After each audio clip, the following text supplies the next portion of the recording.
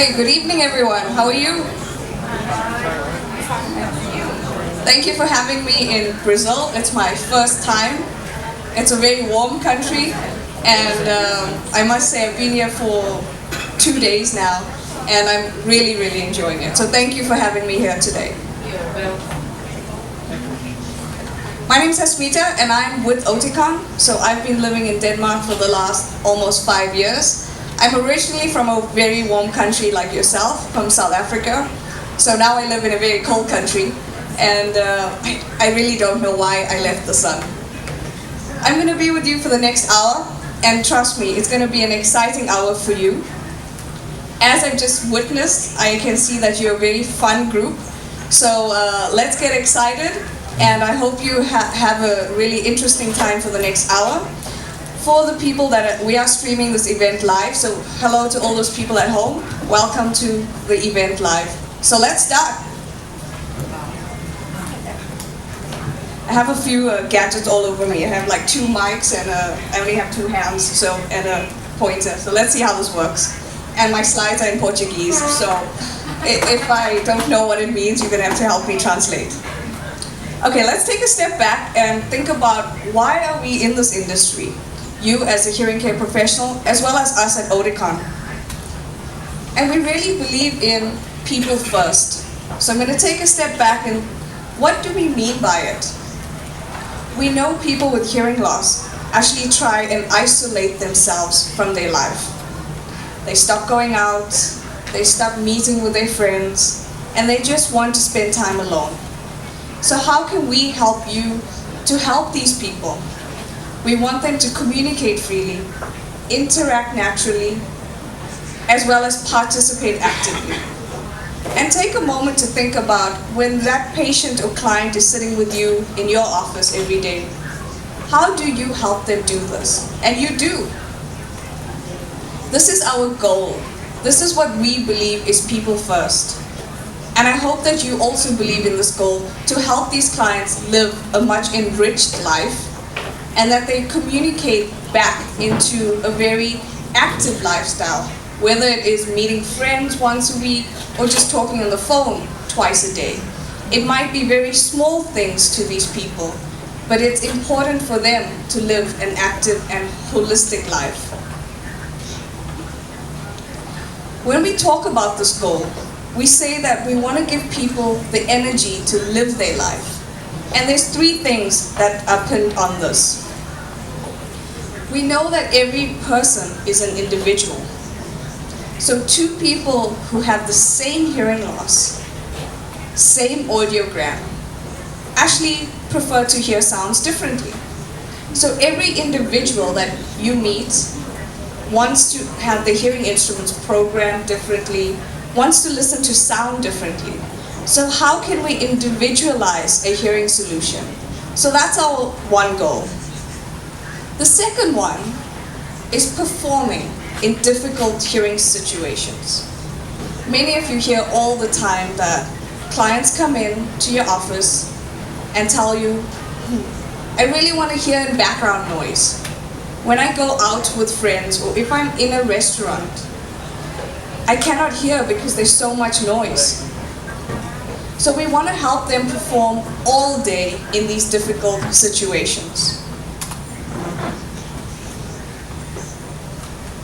So our goal is really to make listening as easy as possible, so that people can preserve the energy they need to live the life they wish to live. If we think about a day, maybe this represents a day in your life. If you look at the bottom, it's just the hours in the day, and if you look at the y-axis, it's just how much energy do you actually spend. It could be waking up in the morning, it could be going to work, it could be in meetings, it could be watching TV at night. We all use different mental energies throughout the day, because we're in different situations that require different levels of mental energy. So if we look at this next graph, think about the light blue. For those of us in the room who have normal hearing, we tend to have a lot more mental energy. Whereas if we look at the dark blue graph, we can see that people with hearing impairment or hearing loss will deplete their energy or lose their energy much quicker or earlier in the day, because they use a lot more effort to concentrate on the speech or sounds around them to understand. So their mental capacity is being used quite quicker than you and I with normal hearing. So again, think about those situations you and I in.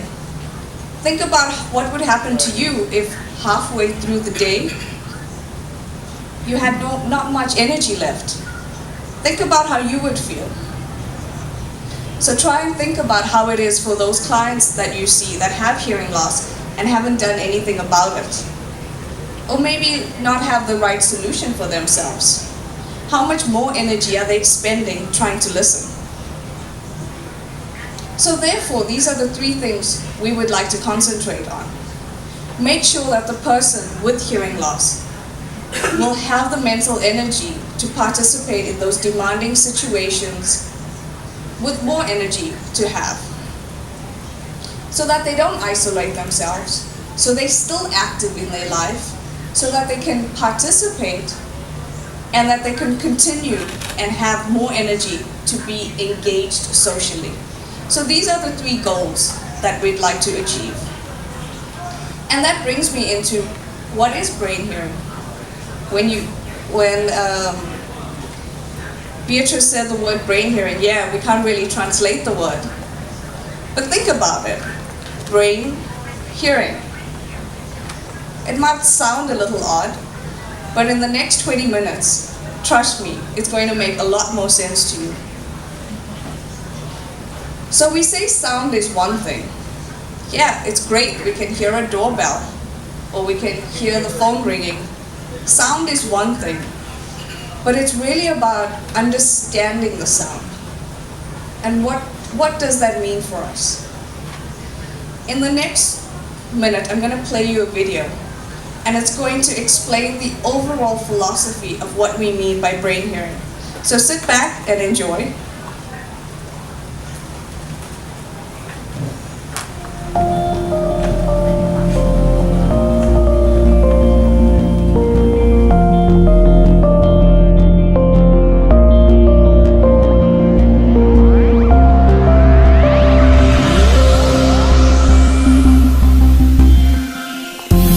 Since the very beginning of hearing care, our industry has focused on the ear.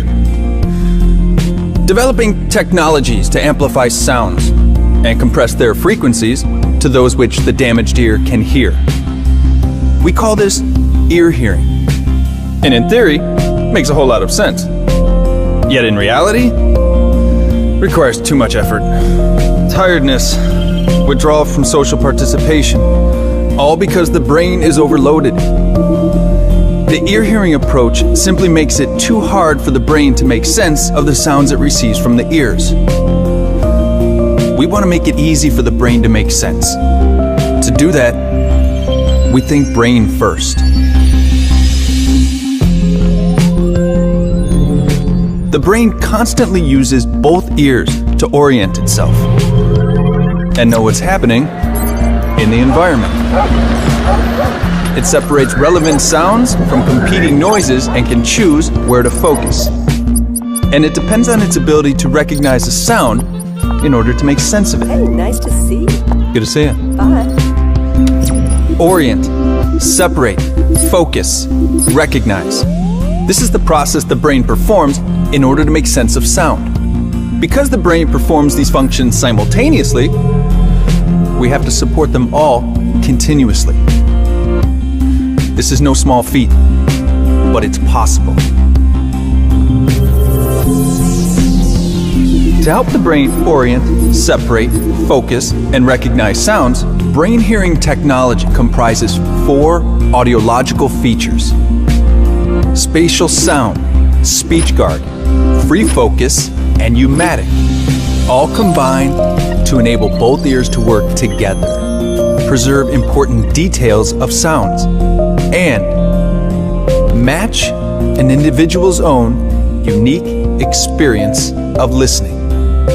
The result Well, with ear hearing, average hearing instrument user satisfaction is 79%. But user satisfaction for Oticon Alta with BrainHearing technology rises to 96%. That's some difference. And all because we think brain first. This is BrainHearing, a whole new beginning for hearing care, and a more empowered future for everyone with hearing loss.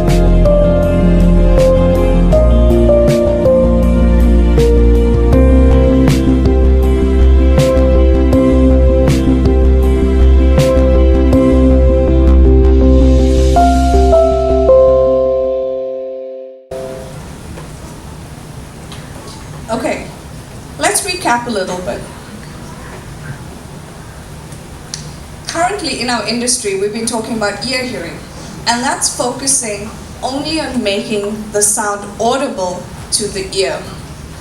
And think about it, when someone has hearing loss, we're talking about the damaged ear. The best way this is done is by fast compression. But by using fast compression, all sounds can be compressed or has to be compressed into that narrow channel so that the client can hear it.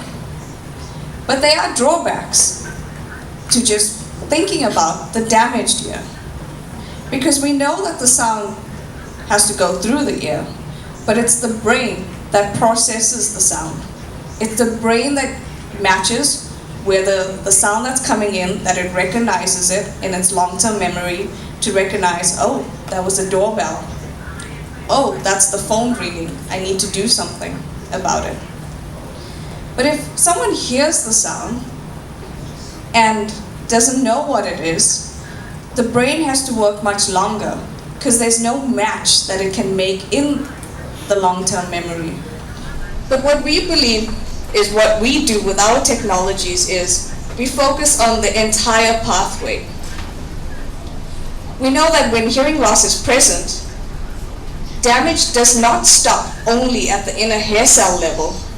We know that the auditory nerve and the pathway also has some damage. So the transmission between the hair cells to the auditory nerve up to the brain is also affected with hearing loss. We might only see it on an audiogram, but we do know that there's a damage along the pathway. So when we think about brain hearing, and in order to make sense of sound, we're not only focusing on just making sounds louder. We're focusing on how can we keep the sound as clean and clear as possible so that when it is transmitted into a damaged ear, how can the brain make sense of it so that we can use the processing as close to the brain as possible? How can we ensure that the signal going in along the pathway does not have a lot of distortion, that it's clean, clear, and how can we ensure that the amplified signal focuses more than just audibility? So let's take a step back and recap from the video. There's 4 things that you and I, or our brains, do automatically. We recognize the sound, we orient where is the sound coming from around us, we can separate the sound, and then focus on the speaker that we want to focus on. Our brains do this all the time.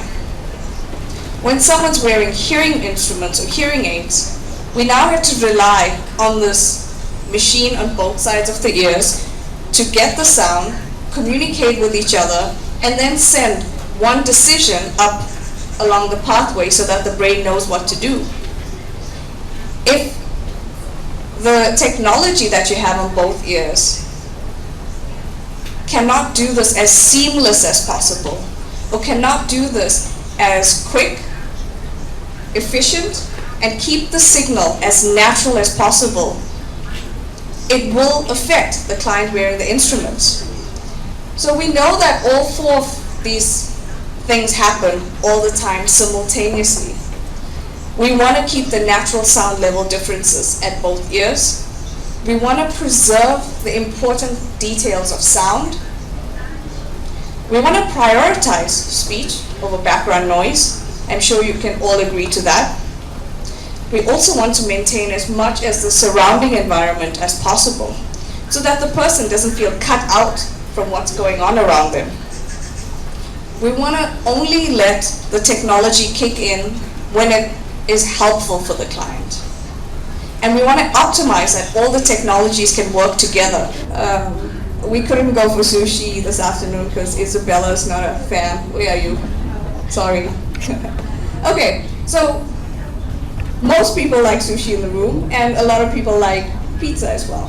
What is that? That is a personal preference you have. Some people might not like sushi, like I think Isabella is, because it's raw fish. She just doesn't like the weird texture. I don't know. I love sushi. So I was not so happy at lunch, but it's okay. Okay, so it's something you prefer. You either like it or you don't. Let's talk about music. Who likes rock music? Okay. Classical? Okay. What's Brazilian music? I don't know. What type of music would you classify that as? Okay, hopefully everyone. No? Not everyone? Okay. Why? Why do we have these preferences? Why do we like one over the other? Who knows? But if I didn't ask you, I wouldn't know. I might have just chosen that, okay, we'll just eat sushi tonight for the dinner. But not everyone here might have been as happy as I would be. Oh, Isabella's in the room now, so I was just telling everyone you don't like sushi. Yeah, so it really comes down to preference. And for a long time, when we get to the Umatic feature, we really don't know a lot about our clients, about what is it that they actually would like to hear, what is it that they would like, how would they like their instruments or their technologies to kick in. Do they want it faster or slower? Do they like sounds that are more rounded? What is round? To you and I, we use these words all the time. Round. Is it tinny? Is it echoing? The clients really don't have the same words you and I use. So keep that in mind.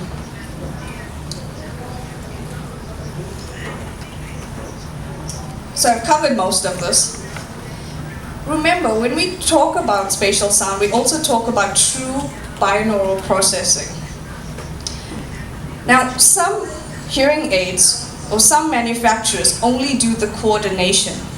And coordination is only changing the volume in the program on both ears. But processing is much more than that. We're talking about the instruments or the technologies in both ears, deciding what choice they have to make. We also want to process both the compression strategies, the same on both ears. So it's much more intelligent and it's much more in real time. It has to happen within split seconds to make a difference. Because otherwise you're going to have this delayed effect, which maybe your translation is right now. So I can see some of you have taken out the translation. So think about that. Imagine having hearing aids and catching the joke 2 minutes later. Well, okay, not 2 minutes, but 30 seconds later.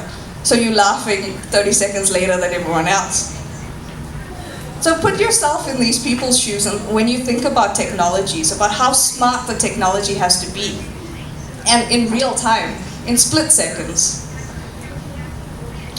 With SpeechGuard, we want to preserve the speech details because it's the speech that helps us communicate with people, not the background noise.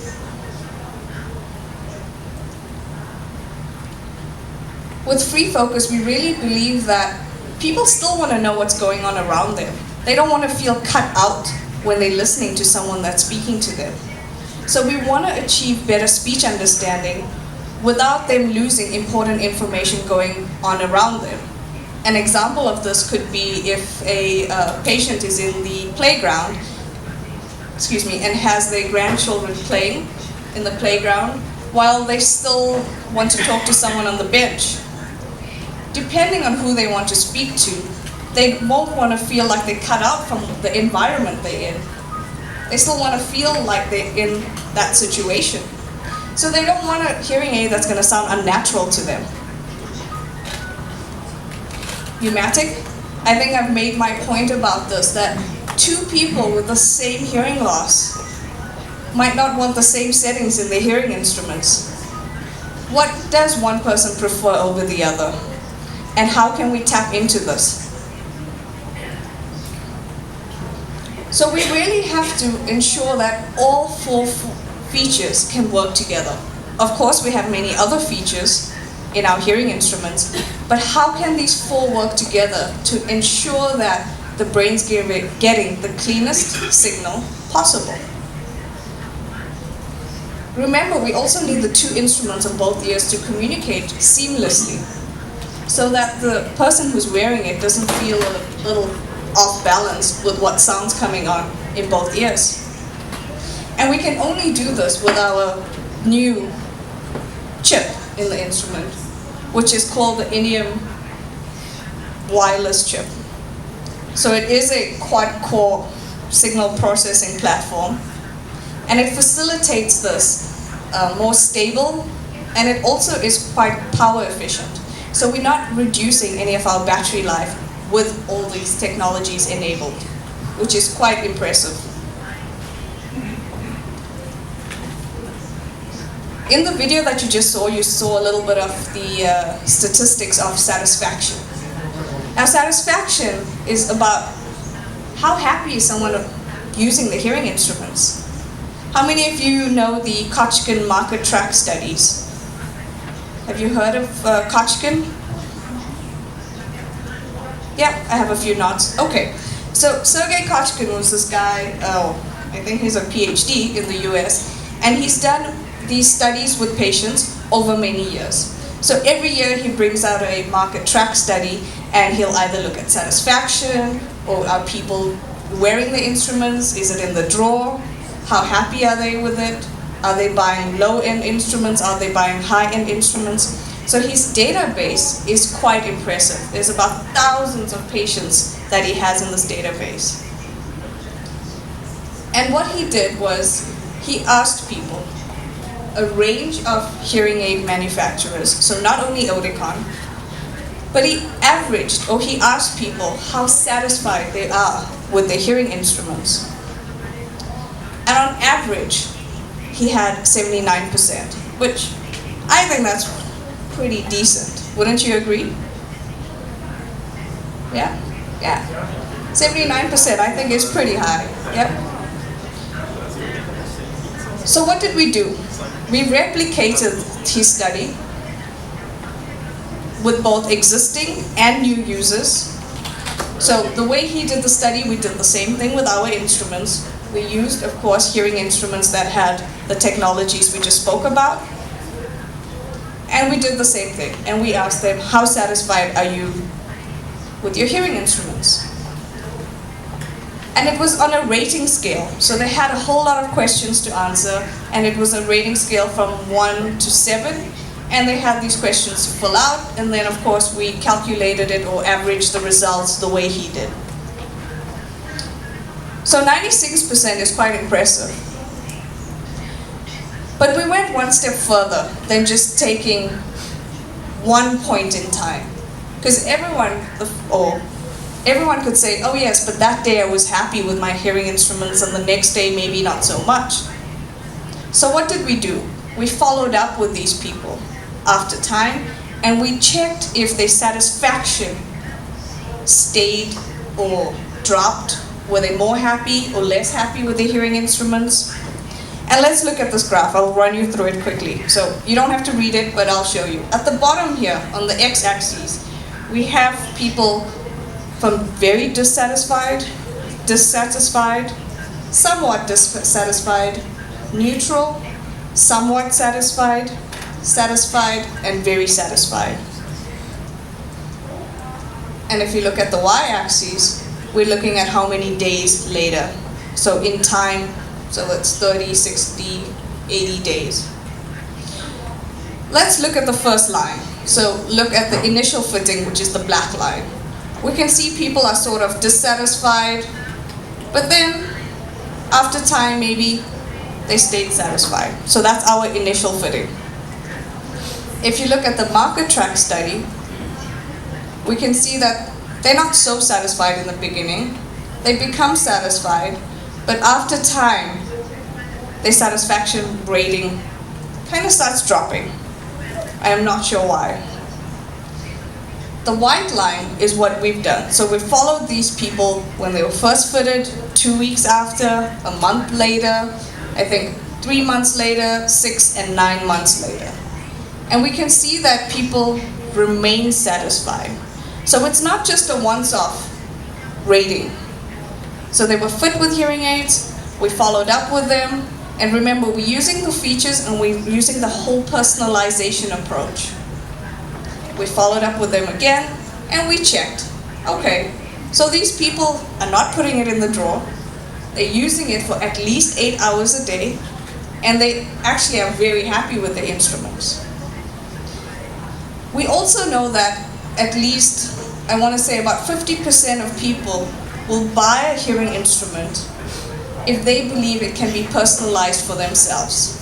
Just by knowing that an instrument can be personalized for themselves, they're much more willing to purchase a hearing instrument. And this was a study we did in about 2012. So you might think, okay, brain hearing sounds weird, it might just be a marketing thing, but really, does it work? So we were able to test it in different countries. We did a lot of quantitative studies and qualitative studies. Now that's in Portuguese, but okay, so we had 2 communication studies. We did interviews, we did end user, so client interviews with new and existing people with self-perceived hearing loss, so we also did an online test, and then they could go through the whole, we did the whole information offload, we gave them some images, we gave them the research, and they had to rate, okay, how unique were we? How interesting was this for them? How relevant was it for them? So it was both hearing care professionals and clients. And this is what they had to say. It's informative, it's concise, they really understand, it makes sense to them. And these are just a few of the quotes that we have.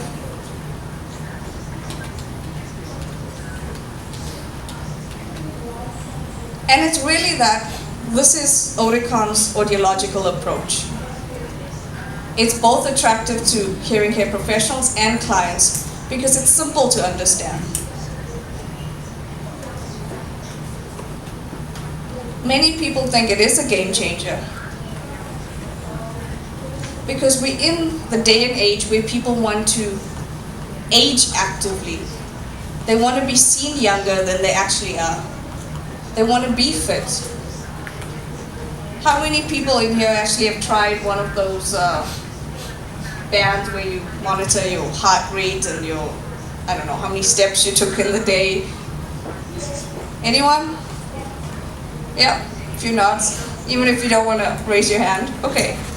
So we are in that generation where it's all about keeping healthy, staying active, keeping our mind active. So it really is a game changer for you and I, as well as for the clients, because it makes sense to them. For many generations, we've been talking about auditory deprivation. And slowly research is showing up. Alzheimer's is just one of them. So it really is about how can we help the client? And hopefully, from just this, you can understand why we believe in keeping the signal as clean and clear as possible. So when we do apply technology or processing to it, we're not trying to distort it. We're trying to get it as close to how the cognitive processing is. So that is the end of the brain hearing section. Now I'm going to introduce you to, okay, so what are the features? What are the hearing aids, because that's what you all came for, right? For the bits and the pieces and all the technology, because we all love it. Oticon Alta, you've heard about this. It is our premium instrument. It is the solution that we believe we can deliver on our entire promise. So what does it mean? We go back to SpeechGuard. The hero feature is SpeechGuard because it's about preserving those fine details in speech and helping the brain separate the voices from the background noise. But what is the benefit for our clients or your patients? Because remember, they don't care what we call these technologies. You and I do. But they really want to know, how can this help me in my everyday life? Why am I spending more? Why do I need it? And our responsibility is, once we know what the client's needs are, we know what their daily life is, we need to explain to them why they need a specific solution, so that they can make an informed decision about what they want to spend. It's really up to them. Once they know, they are informed about the benefits they can get from one solution over the other. So with Alta, it is the SpeechGuard which is the hero. You have much more fitting capabilities, and as you'll see, you'll also have more personalization options. So when we think about Umatic, what is it? How can we personalize sound? How many fitting options do we have? Much more. So we have 5 profiles: exact, balanced, lively, gentle, and what is that one? Stable. Thank you. Oops. I should be able to say this in my sleep at 2 o'clock in the morning. Don't tell my boss. Anyway, so those are the main 5. But then you also have sub-profiles on right and left on either side, which makes up 15 options. So for you and I who like those trimmers, who like to fiddle in Genie, we have much more fitting capabilities. But for the client, it's really just about playing the sound and then telling you whether A or B sounded better. They don't have the words you and I have, so make them listen to it. It's much easier than trying for them to explain to you what it is that they want. You and I use these words every day. For them, sometimes it's the first time someone's so excited to hear about their hearing loss, because at home, everyone just doesn't even want to talk to them. So give them the opportunity to hear, and then see what happens. With Nera, which is the mid-price product, there's 5 things we can focus on. There's the feedback shield, which you get in all price points the same. You have your binaural processing, spatial sound advanced, free focus advanced, and Umatic advanced. So these are the main 5 areas you can offer to the client. So when we talk about spatial sound, there's 3 components to spatial sound: binaural processing, your extended bandwidth, and the spatial noise management. So we spoke earlier about the interaural level and time differences.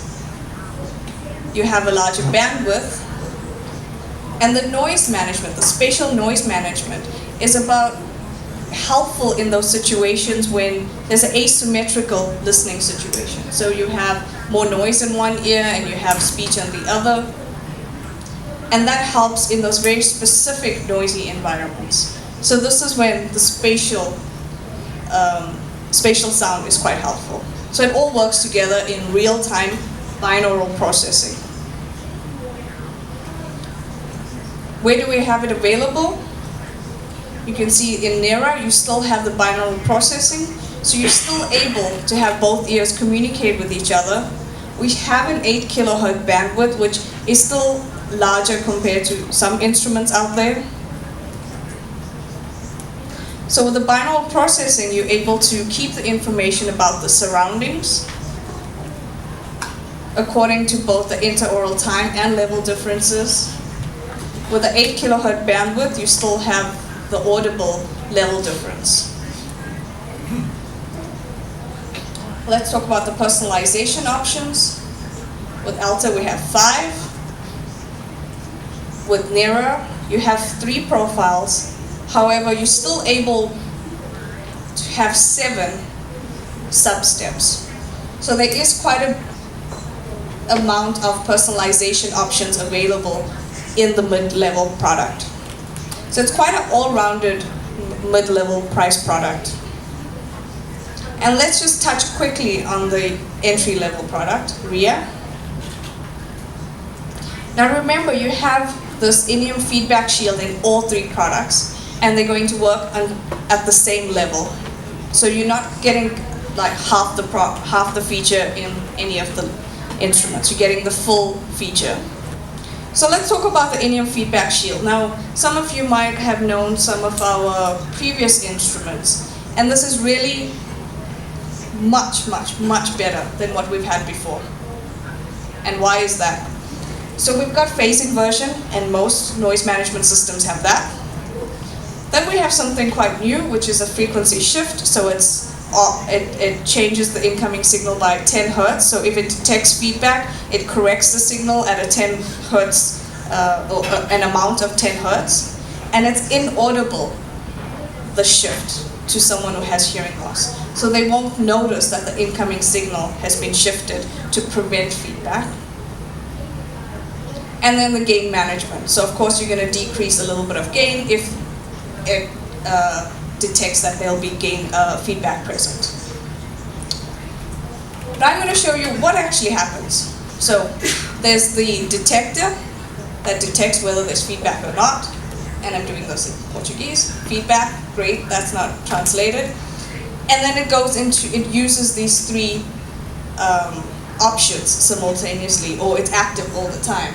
So you have your inverse, you have your shift, frequency shift, and then you have the gain management system.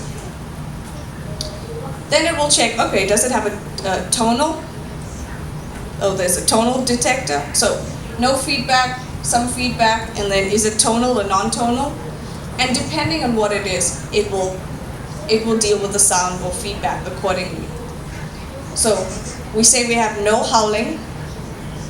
It's measured, it's much more aggressive than we've had before. And we've actually noticed that people appreciate the instruments much more now with a much more aggressive feedback management.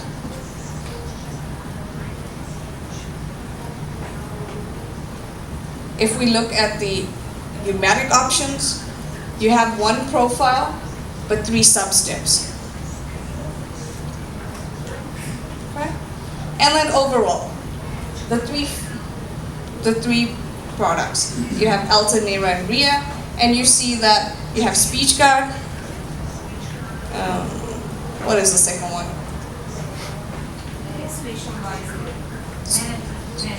Spatial noise management. Yeah. Thank you. Spatial sound, binaural processing, binaural synchronization, pneumatic free focus, feedback shield, and the bandwidth. Yeah, right. So basically, no matter where you are in the instrument, all of them have some or the full degree of the brain hearing technologies. You can personalize it quite a lot. And you also get the binaural options. So pneumatic free focus, speech guard, and spatial sound to a large degree contribute to the brain hearing philosophy. However, we do have the other features that also enable that the sound is clear, clean, and we can deliver a sound to the brain that's comfortable, or that's not distorted so that the brain has to use extra processing power or mental energy on the signal that's coming in. So thank you very much, and I hope you had a great session. I think I'm pretty much on time. Are there any questions from the audience? You've been awfully quiet, but I know I can't ask for much when we have translation going on. Everyone still awake? Yes. That was like a joke. I had to wait 30 seconds. Yeah. Any questions? I know it's getting pretty warm in here, so we'll open the doors soon. No?